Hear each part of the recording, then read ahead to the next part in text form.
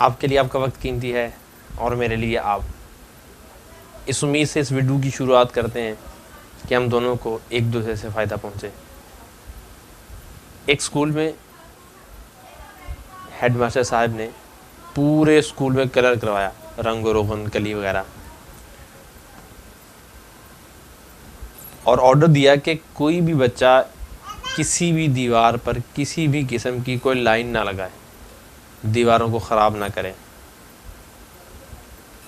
कुछ दिन गुजरे तो देखा एक दीवार पर किसी बच्चे ने पेंटिंग की हुई अपने अंदाज में। मास्टर साहब ने देखा, बहुत गुस्से में आए। उन्होंने कहा कि फिलफौर उस बच्चे को तलाश किया जाए जिसने इस दीवार को ख़राब किया। कोशिश के बाद एक बच्चा मिला, उसके वालिद साहब को बुलाया गया, वालिद साहब के साथ बिठाया गया। जब कहा गया कि आपके बच्चे ने ये हरकत की है, तो उसके वालिद साहब ने बिल्कुल नरमी के साथ अपने बच्चे को देखा, जेब में से पैसे निकाले और मास्टर साहब को देखकर कहा कि अपने बच्चे की तरफ से मैं आपसे माफ़ी मांगता हूँ, और ये जो पैसे मैं आपको दे रहा हूँ इससे जो आपकी दीवार ख़राब हुई है उसको ठीक करवा लीजिए। हेडमास्टर साहब देख रहे थे, इसने अपने बच्चे को कुछ भी नहीं कहा, ना डांटा, ना मारा, ना घूरा। बच्चा जो था वो भी देख रहा था कि ये क्या हुआ, लेकिन शर्म से सर झुकाए वो बैठा था। जाते हुए वालिद साहब ने बच्चे से कहा, बेटा देखो, अगर तुम मेरा सर अच्छे काम करके ऊंचा नहीं कर सकते तो बुरे काम करके मेरे सर को नीचा भी मत करो। ये सुनना था, बच्चे ने रोना शुरू कर दिया। मास्टर ने पूछा, बच्चे क्या हुआ, तेरे वालिद ने तो तुझे नहीं मारा।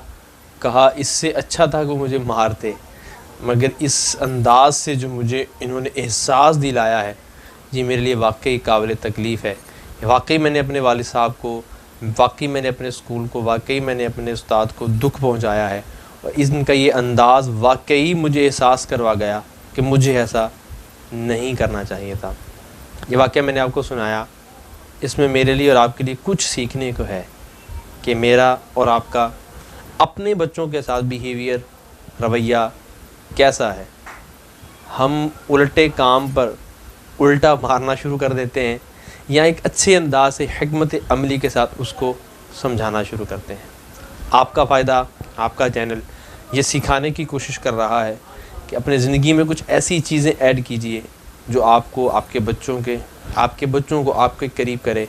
मारना, धाड़ना, घूरना, डांटना, ये ऐसी चीज़ें हैं जो आपको आपके बच्चों से दूर कर सकती हैं। ये पैगाम था, कबूल कीजिए, अमल कीजिए और अपनी दुआ में याद रखिए।